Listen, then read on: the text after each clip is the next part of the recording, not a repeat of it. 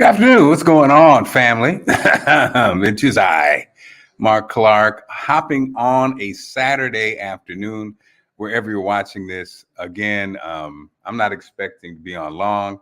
I just wanted to actually hop back on StreamYard. I hadn't been on StreamYard in quite some time, and so I wanted to hop on and get on StreamYard. Also, hadn't talked to my crew, those that follow on YouTube and Twitter, and Reinventing Marc Clarke on Facebook. So I said, let me hop on real quick on a Saturday and, really just chop it up. Also, I have a podcast called Be the Father You Always Wanted. And I've started and stopped so many different things. I think I really want to hop back on that because I see all these conversations on social media about marriage and fatherhood and dating and all those kind of things. And what's up, Mrs. Sherburne? Awesome. Ms. Sherburne, principal at my children's grade school, which was a great experience. And she was the best principal ever. Great job. Thank you. Thank you, Ms. Sherburne, for instilling, great things into the kids, providing a safe environment, actually, and that's any conversation you have talking about fatherhood, parenting, kids, family, marriage, it's the same. That's the basis right there. Creating an environment in your household that's safe, that's supportive, that's listening, that hears them. And again, Ms. Sherman, thank you so much for that. So I wanted to hop on again. I've been married for over 23 years. We've got these 3 kids who are now, our baby's 18, heading to Clarke in the fall. Skylar is, Skylar's is Norfolk State. And then Sydney, who just finished at Hampton, is heading to Howard Medical School. And so, a lot of activity going on. It's so funny. Ms. Sherman says, you're the best research dad. That actually happened. I was playing with the girls because, they were all kind of, babies at the same time.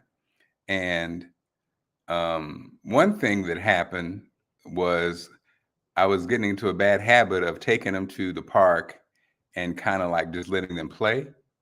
And I saw somebody posted something that said, be present. And it's so important. And it's so different. Like if you just drop your kids off and you're just on your phone versus if you're interacting with them, it's a different energy. And I've been, we're parents. I've been guilty of both. I've been guilty of, hoping they play together and letting them do their thing while you're on your phone or returning messages, or returning emails. But if you can be present, it can have a huge impact, And also, I get it. When they get to be this age, Sydney's 22 and the baby's 18. You look back and all those times you were interactive, all those times you did stuff together, you just remember and you really appreciate. And then you look at the other times when you kind of were disconnected and you go, wow, that was a missed opportunity, So if you do have little ones, my advice is definitely be present, because the time, believe it or not, even though it can be a super challenge, the time flies by so fast, If you have also, shout out to those, we were blessed to have our grandparents, the baby's grandparents, be the babysitters. So shout out to and ring the bell for all of those who have family members who are able to watch your kids. Not only does that save so much money, but you can't beat once again, the interaction, the being present, the force of family. For us, we had the grandparents who watched our babies all the time, and little did we know that they would, their lives would, I wouldn't say cut short, but we didn't have them as long as we thought we'd have them. But we have so many great memories, so many great lessons, many great moments, um, that that the kids were allowed to share and have with them. So even though they lost their grandparents at an early age, they had great memories. They have great memories of them, and you can't even put a price on the time. So I hopped on again, to you know, make myself available for anybody that has any questions. Are you a dad that maybe has challenges? Are you somebody going through something with the kids? Or you just have a question about, you're looking at in the future, and when you're going to be a dad, or, going to be a mom, any questions? I just wanted to again hop on, and I thought this would be a great way to do that on a Saturday. Again, I won't be on long, and again, I may not have any takers, but I did want to at least put it out there, because that's one thing I'm noticing. You know, I'm in a new space. I've been at my television station for a year, and it's I'm new to television. I'm a veteran radio guy, but I'm new to television. So, you go into a new environment, and I look around, and I'm one of the older people there. Including my bosses. So I have all this life experience, all this life experience. And it's the same thing with the marriage thing and the kid thing. Like, I've had a chance, I've been blessed enough to be married for, over 23 years and have these kids. And so with that, you get some real experience, real, experience that is not something you read in a book, but it's something that, you acquire. What's up, Jacqueline? How you doing? Thank you. You know, um, One of the key factors for us raising the kids that was so important was creating an environment at home, the loving, sacred, safe environment at home. I genuinely do think that my kids feel like they could say anything. They could ask any question and probably say anything and pretty much know that they're safe, you know. And that was so important for us, from anything from sexuality, whatever. Basically, an environment that's basically was like, all right, well, what's going on? Also, I think one of the factors that really worked well was the girls are especially close to their mom in a way that I think they respect mom, but also they enjoy her company.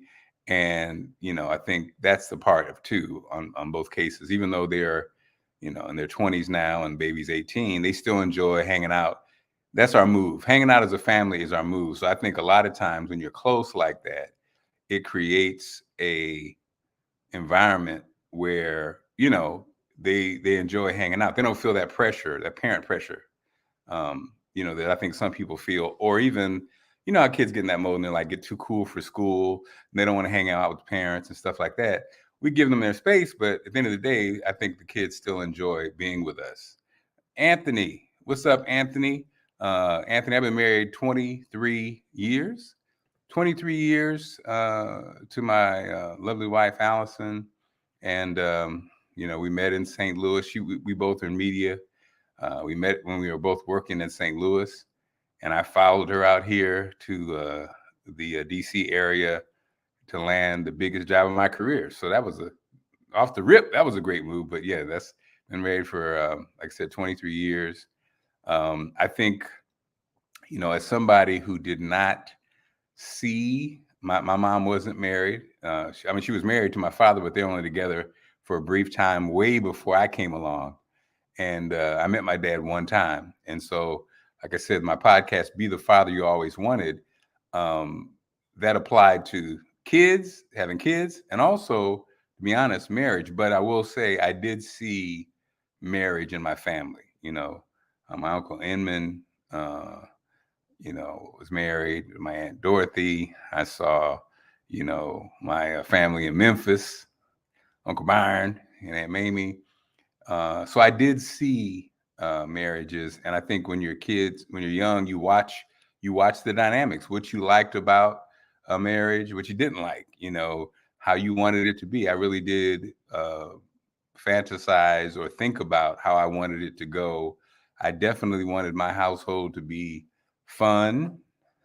And so consequently, my kids are funny.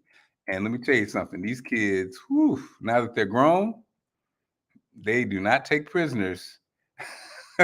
Sometimes I regret saying, hey, I basically told them when they were little, as long as you're funny, you pretty much can say anything. And now I'm reaping the I'm reaping the pain from that. No, but I thought about the kind of family I wanted. I thought about the kind of wife I wanted. Thought about the kind of kids. I thought about those things, and I think it's important because I think a lot of times when it comes to our life, we don't really understand that our thoughts are the building blocks to what we want to experience. So if you never thought about it, then you're kind of going in a situation where, if I generally do believe that God, the universe, builds on what our desires are, our heart's desire. So if you don't have any heart desires, if you don't even talk about or think about what you want, it's kind of hard to have success, because basically success is fulfilling what you have set forth, right? And it's interesting because now I think my young people, my kids are going through that process, especially my middle child. I think that kind of like, what do I want to do with my life? She's working now and seeing the first time. She's seeing how the reality of working and people who, seemingly don't have options. We always have options. If you don't believe you have options, then you don't. But if you believe you do have options, then you do. And these are the kind of conversations I'm having, and they're challenging because she's still not feeling it. She's kind of like, I think she's overwhelmed, and I think she's kind of, the world is kind of like a scary place, But again, I think that's so important to think about the kind of marriage you want, the kind of family you want, the kind of father you want to be, the kind of wife you want to be, the kind of mommy you want to be. All these kind of things are, I think, important as you build your family and grow it, even if you don't have one yet, you know, even if you don't have one yet. Allison says that one thing she regrets was, she said she wish she had dated more to get an understanding, a snapshot of the kind of guy that she wanted or things like that. She says a lot, and she gave that advice to um, the girls, that, a lot of times you just date a couple guys and make a decision versus like, going out, different guys and different girls, get a feel for what you like and don't like. Anthony, what's up? So yeah, I don't have the radio show anymore. Now I'm on Fox 45 in Baltimore. I do a lifestyle show, and also I do a feature in the morning. So I'm basically, it's called Gabby, Gabby, Gabby, please. I'm working. I do a feature called So Baltimore, and it's basically like, man on the street. I do like it from restaurants and events and venues in the morning, and then I have my show at 11:30. So, I have that. I'm still doing the media thing. It's a different incarnation, but it's still the same thing. But so yeah. So again, I just wanted to hop on and just have a brief conversation. I'm coming up on 15 minutes, guys. I appreciate those who are watching in real time, those who watch this later on. I'll be doing this from time to time. Also, if you haven't had a chance to catch me on YouTube. It's Reinventing Marc Clarke. On Instagram, it's The Marc Clarke Show. On television, you can catch me daily during the week on Fox Baltimore. It's basically Fox 45. Okay. And my show is called Be More Lifestyle. All right. Have a great weekend. Have a great day. And again, thanks for following, and be safe. Peace.